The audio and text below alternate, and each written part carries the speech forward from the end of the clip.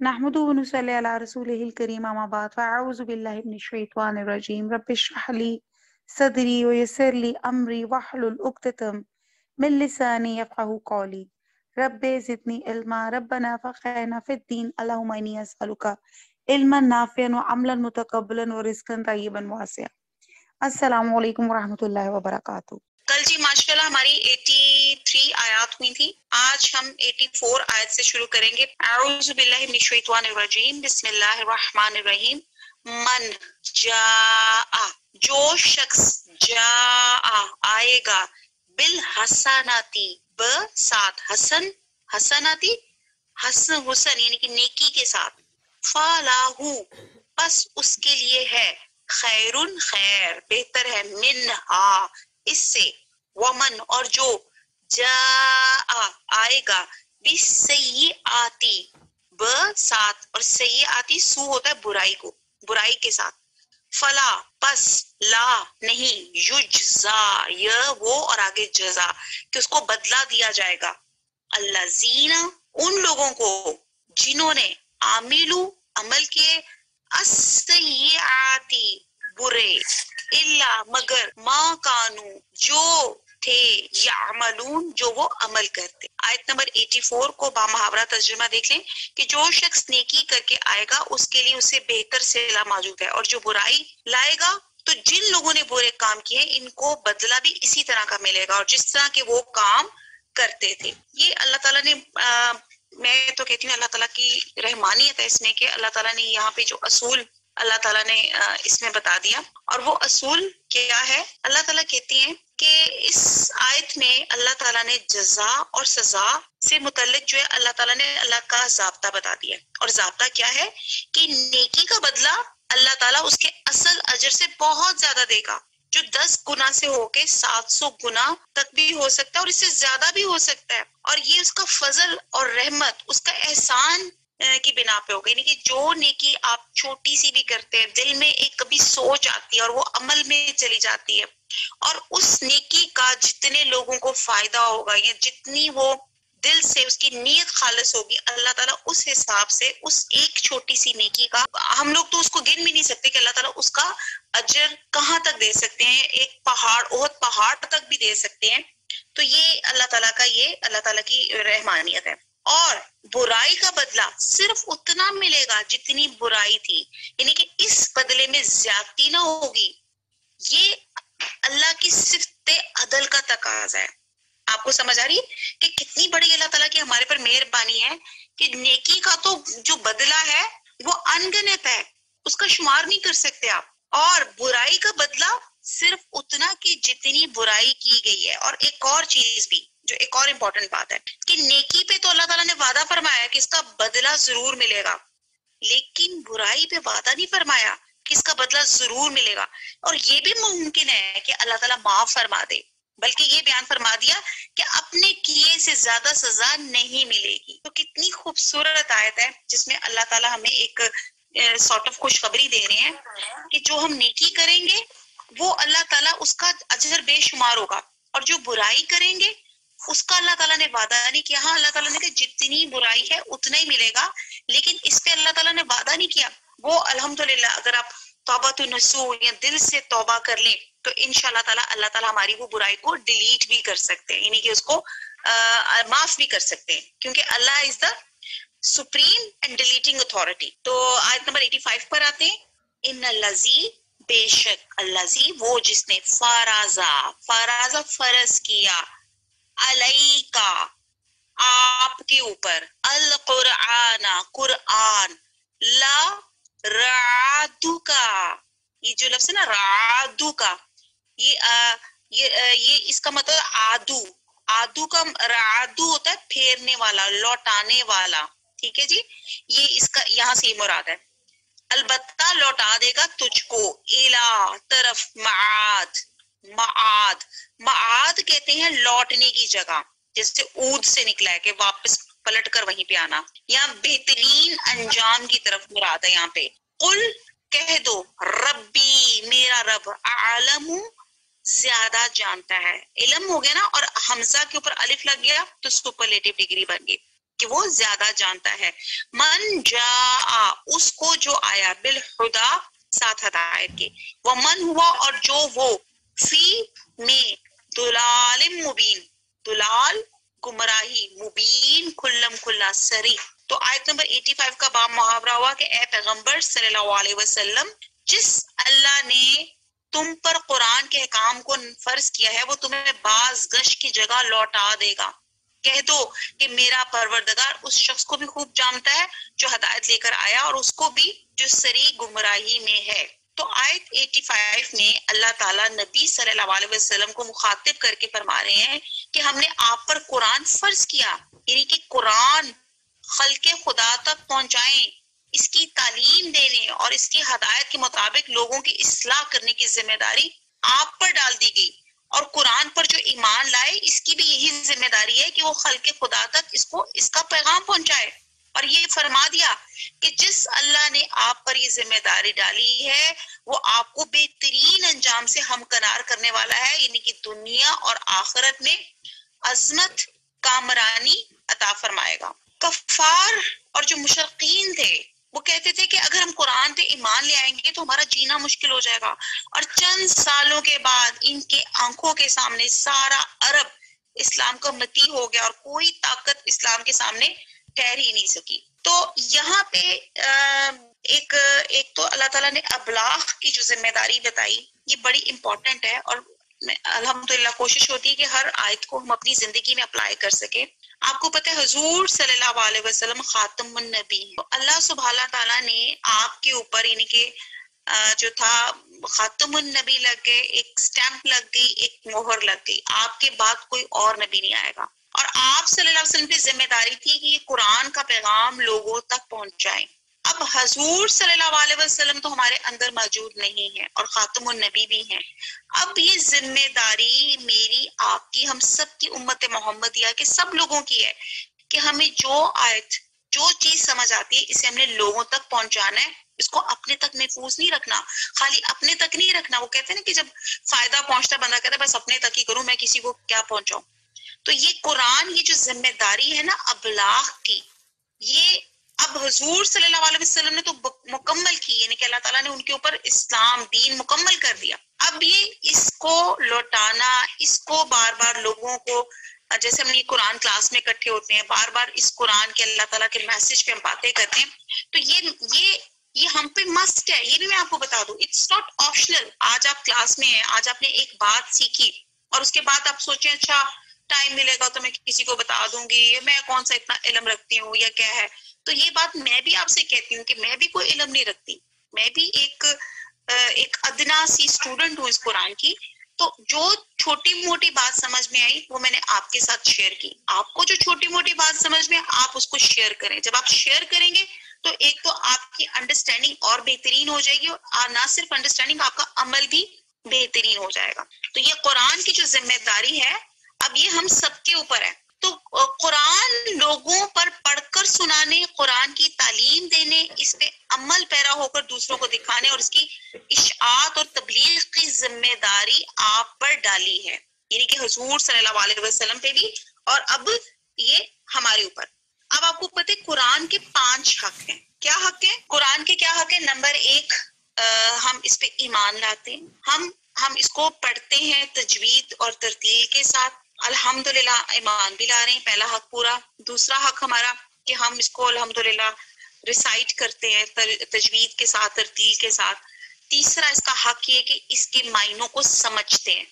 ٹھیک ہے جی، یہ وہ بھی ہم کر رہے ہیں الحمدللہ. اس قرآن کلاسز کے ذریعے ہم اللہ تعالیٰ کے میسیجز، اللہ تعالیٰ کی آیات کو سمجھنے کی کوشش کر رہے ہیں. چوتھا قرآن کا حق یہ ہے کہ ہم کو آیات کو سمجھ کے اپنی زندگی میں اپلائی کریں. وہ انشاءاللہ تعالیٰ وہ چوتھی کوشش بھی ہماری چل رہی ہے. اللہ تعالیٰ ہم سب کو توفیق دے کہ ہم جو قرآن پڑھتے ہیں، جو آیت پڑھتے ہیں، اس کو اپنی زندگی میں جاری اور ساری کر لیں.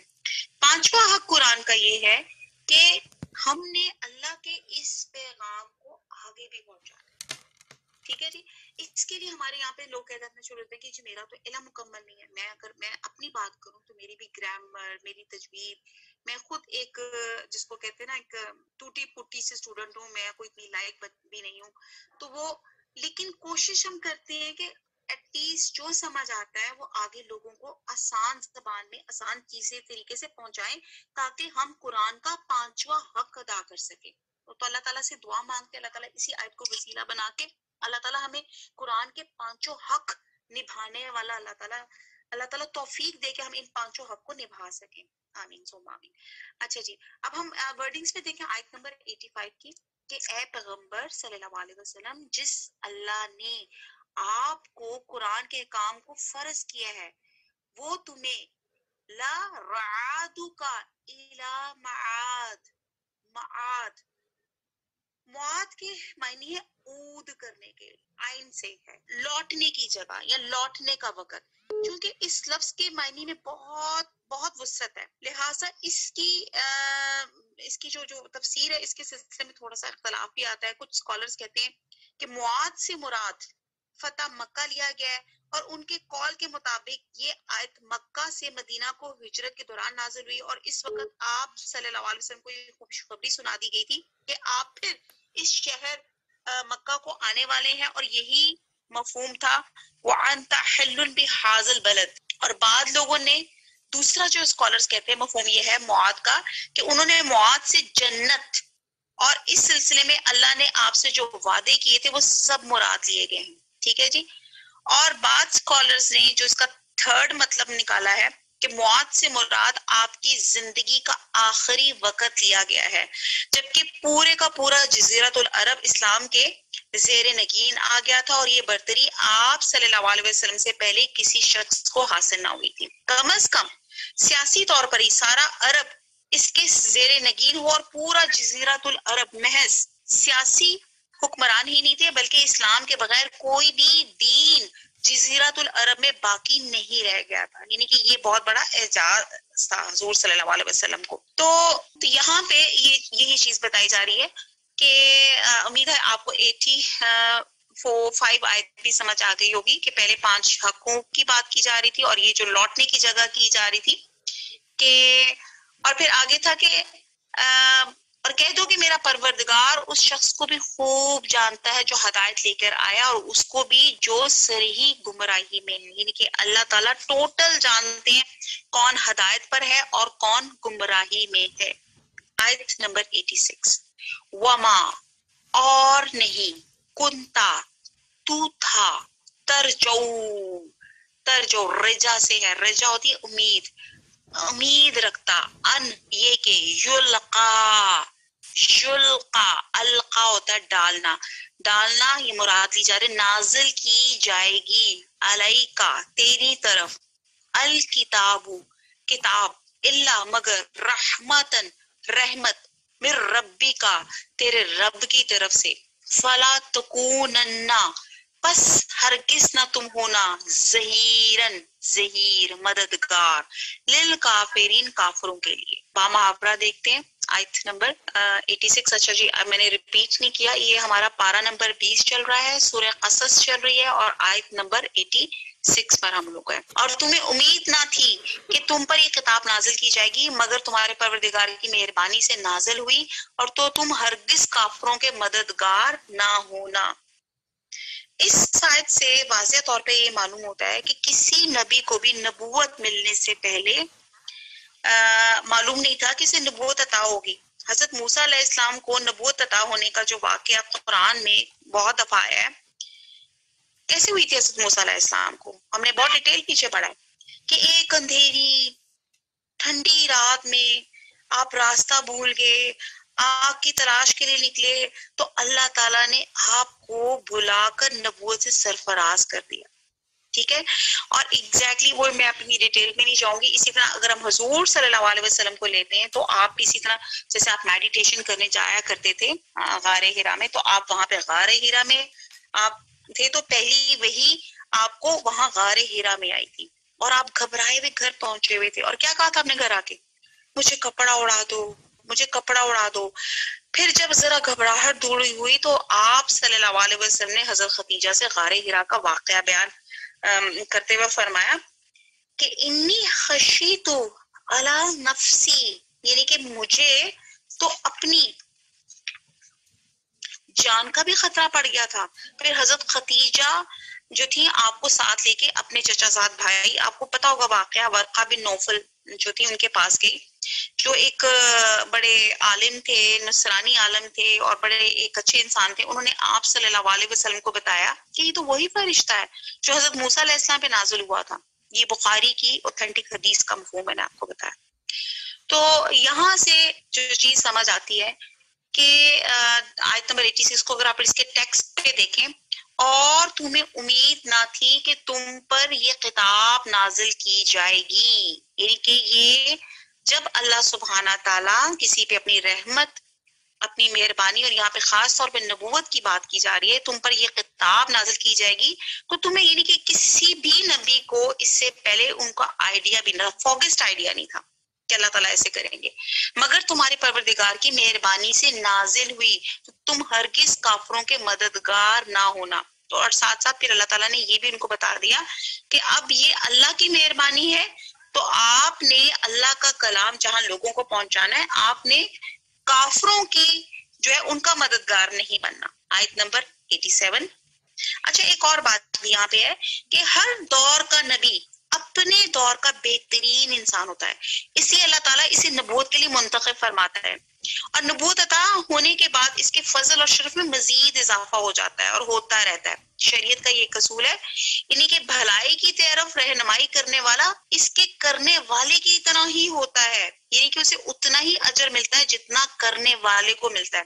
تو اس لحاظ سے ہر نبی اپنی امت کے نیک اعمال بجا لانے والوں کے برابر کے اجر کا مستحق ہوتا ہے، اور یہ ان کا اضافی اجر ہوتا ہے. کنفیوز تو نہیں ہو گئے؟ سمپل سی بات ہے. میں اکثر یہ بات کہتی ہوں کہ جب آپ ایک اچھی بات کا آپ کسی کو مشورہ دیتے ہیں، اور اس مشورے کو جتنے لوگ اپنائیں گے، وہ نیکی کا مشورہ، تو جتنے لوگ اپنائیں گے آپ کو اتنا ہی ثواب ملے گا، اور آپ کے ثواب میں کمی نہیں ہوگی. جیسے فار ایگزامپل آپ یہ کلاس اٹینڈ کر رہی ہیں، الحمدللہ آپ تو کر رہی ہیں، اور آپ نے بس ایک اپنا واٹس ایپ پہ آپ نے بس ایک سینڈ کیا، ایک لنک آپ نے سینڈ کر دیا، 10 لوگوں کو کیا، 15 کو کیا، اس میں سے ایک یا 2 لوگ بھی آپ کے کہنے پہ کلاس اٹینڈ کر لیتے ہیں، تو ان کو جو اجر ملے گا اس میں آپ کو بھی وہ اجر ملے گا اسی طرح ایکولی. ایک تو آپ کا اپنا اجر ہو گیا، اور ایک آپ کو اضافی اجر ہو گیا کہ آپ کے کہنے سے کوئی کسی نے قرآن کلاس جوائن کر لی، اور پھر اور مزید اضافی اجر کے اگر پھر وہ پریکٹیکلی یعنی کہ وہ ان آیات کو سمجھ کے اس نے کچھ عمل بھی کر لیا. تو یہ اللہ تعالیٰ کا ایک اصول ہے جو ہم نے ابھی آیات سے پڑھا کہ نیکی کا کتنا خوبصورت اللہ تعالیٰ نے اصول بتایا کہ جتنی نیکی کریں گے اللہ تعالیٰ وعدہ کرتے ہیں کہ اس سے بہت گنا بڑھا کے اللہ تعالیٰ آپ کو اجر عنایت فرمائیں گے. اور یہی فضل ہے جس کے متعلق اللہ تعالیٰ نے فرمایا وَكَانَ فَضْلُ اللَّهِ عَلَيْكَ عَظِيمًا، اور اللہ تعالیٰ کا آپ پر یہ فضل ہے کہ آپ کو نبوت بھی عطا کی گئی اور کتاب بھی دی گئی، اور یہ ایسا فضل تھا جس کی آپ صلی اللہ علیہ وسلم کو بالکل توقع یعنی کہ امید ہی نہیں تھی. یعنی اگر آپ کی قوم قریش اور آپ کے بھائی بند رشتہ دار دین کے معاملے میں آپ کا ساتھ نہیں دے رہے بلکہ مخالفت پہ اتر رہے ہیں، تو اب نہ انہیں اپنے رشتہ دار سمجھو اور کسی بھی معاملے میں ان کا ساتھ دو، نہ ان کی حمایت کرو. یہ اللہ تعالیٰ ان کو اسپیسیفائی کر رہے ہیں اللہ کے نبی کو، حضور صلی اللہ علیہ وسلم کو، کہ آپ کی مدد اور حمایت کے اب صرف وہ لوگ مستحق ہیں جو آپ پر ایمان لا کے آپ کا ساتھ دے رہے ہیں. اور اللہ تعالیٰ نے جو آپ پر اتنی بڑی مہربانی فرمائی ہے، تو اس کی شکریہ کے طور پہ آپ دین کے معاملے میں اپنی قوم کی رعایت اور خاطر ہرگز نہ کیجیے، نہ ہی آپ اپنے آپ کو ان میں ایک فرد شمار کیجیے. ہاں، ان کو اللہ تعالیٰ کی طرف سے دعوت ضرور دیتے رہے، مگر احکام الہی میں قرابت داری کی بنا پہ کوئی لچک نہ رہنے دیں. یعنی کہ آپ یہ نہ سوچیں کہ میرا رشتہ دار ہے تو میں اس کے ساتھ تھوڑا سا ریلیکس ہو جاؤں. جب اللہ کی دعوت دی، جو اللہ کے احکامات ہیں وہ سب کے لیے ایک برابر آ جاتے ہیں. جی آگے پڑھتے ہیں آیت نمبر 87. والا، اور نہیں، یا سدو، ولا یا سدن کا، اب دیکھیے شد آ رہی ہے، اس کو پڑھنے کا بھی طریقہ دیکھیں. واہ میں نے اور لا نہیں، یا میں نے وہ، اور صد ہوتا ہے روکنا، سٹاپ کرنا، اور کہا تجھے کہ وہ ہرگز روکیں گے تم کو. آگے ہے للذینا، ان لوگوں کے لیے، لا نہیں، یوری ان آیاتی، آیات سے، اللہ ہی اللہ کی، بعد از جب، انزلت جب کہ نازل کی گئی، علیکا تمہاری طرف، وَدْعُوا اور پکارو دعا سے ہے، اِلَى رَبِّکَ اپنے رب کو، وَلَا تَکُونَنَّ اور ہرگز نہ ہونا، من المشرکین مشرکین میں سے۔ اب اس کو با محاورہ دیکھ لیتے ہیں، با محاورہ دیکھ لیں آیت نمبر 87 پہ، اور وہ تمہیں اللہ کی آیتوں کی تبلیغ سے بعد اس کی وہ تم پہ نازل ہو چکی ہیں روک نہ دیں، اور اپنے پروردگار کو پکارتے رہو اور مشرکوں میں ہرگز نہ ہو جاؤ۔ اب یہ جو خطاب ہے یہ آپ صلی اللہ علیہ وسلم کی طرف محض تاکید، مزید تاکید کے لیے کیا گیا ہے، ورنہ آپ سب سے زیادہ شرک کے خلاف جہاد فرماتے تھے۔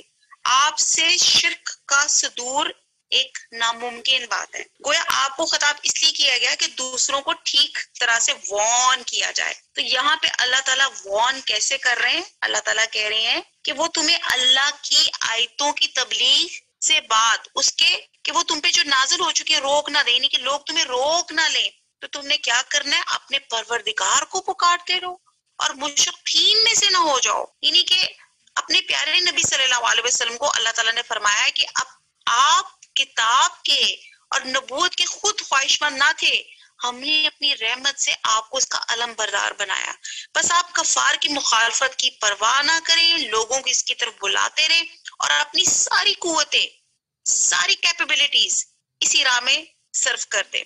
اور حکمرانی کس کی ہے؟ اللہ سبحانہ تعالیٰ کی ہے، اور تمام انسان اللہ کے حضور پیش ہونے والے ہیں۔ تو یہاں پہ کہا جا رہا ہے کہ مشرکین میں سے نہ ہو جانا، اور شرک کی خاص طور پہ یہاں پہ مذمت کی جا رہی۔ آیت نمبر نیکسٹ ہے، آخری آیت ہے سورہ قصص کی، وَلَا اور نہ، تدعو اور دعا سے ہے کہ نہ پکارو، مع اللہ اللہ کے ساتھ، الہن معبود، آخرا دوسرا، لا الہ نہیں کوئی معبود، الا ہوا مگر وہ، کلو شیئن ہر چیز، حالکن ہلاک سے ہے لفظ، ہلاک ہونے والی ہے، فنا ہونے والی ہے، الا مگر وجہہ اس کا وجہ، اس کا چہرہ یا اس کی ذات، لہول حکم اسی کا حکم ہے، وعلیہ ترجعون اور اسی کی طرف تم ترجعون رجوع کرو گے، لوٹائے جاؤ گے۔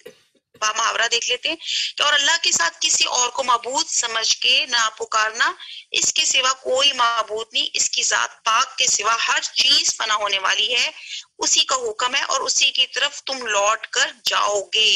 اب یہ وہ جملہ ہے جو پوری دعوت اسلام کا خلاصہ ہے۔ قرآن کریم کی اکثر صورتوں کا آغاز بھی شرک کی تردید اور توحید کی دعوت سے ہوتا ہے، اور اختتام بھی ایسی آیات سے ہوتا ہے، جس سے معلوم ہوتا ہے کہ قرآن کا سب سے اہم موضوع وحدانیت اور شرک کی مذمت ہے۔ اب یہاں آیت نمبر 88 میں اللہ تعالیٰ فرما رہے ہیں کہ جو چیز بھی مخلوق ہے وہ ضرور فنا ہونے والی ہے۔ یہ فنا کب ہوگی؟ قیامت گویا اس سے بھی بہت مدتوں بعد، یہ اللہ ہی بہتر جانتا ہے۔ یعنی کہ جو چیز مخلوق ہے، جو اللہ تعالیٰ نے پیدا کی ہے، وہ اس نے فنا ہونا ہی ہے۔ جس طرح اللہ خود مخلوق نہیں ہے، اللہ تعالیٰ خالق ہے، اسی طرح اللہ کی صفات بھی مخلوق جیسی نہیں ہے، جیسے لوح محفوظ اور قلم جو اللہ کی صفت علم سے تعلق رکھتی ہیں۔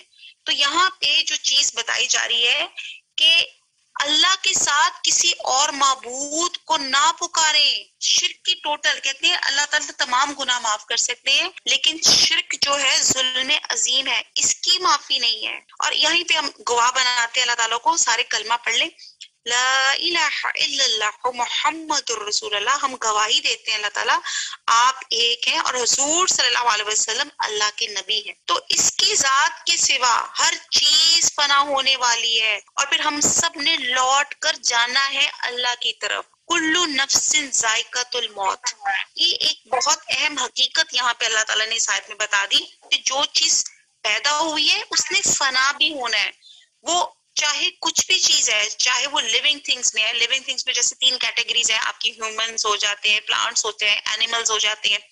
پھر اس کے علاوہ جو چیز، پہاڑ، درخت، یہ جو جتنی سب چیزیں فنا ہونے والی ہیں، اور باقی کیا رہ جائے گی؟ اللہ کی ذات۔